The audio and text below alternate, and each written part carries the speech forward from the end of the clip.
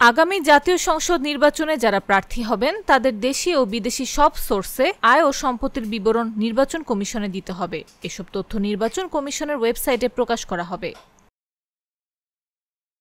বৃহস্পতিবার রাজধানীর তেজগাঁওয়ে প্রধান উপদেষ্টার কার্যালয়ে অনুষ্ঠিত উপদেষ্টা পরিষদের বৈঠকে প্রধান উপদেষ্টা এই নির্দেশনা দেন।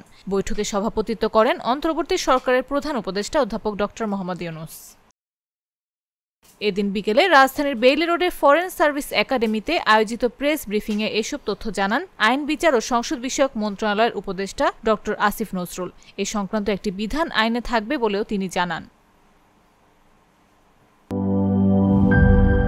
নায়াসিনামাইড ও স্যালিসাইলিক সমৃদ্ধ লিলি ফেস ওয়াশ, যা ফেসের ডেড স্কিন সেল দূর করে দেয় দ্বিগুণ ফাস্টার ব্রাইটেনিং।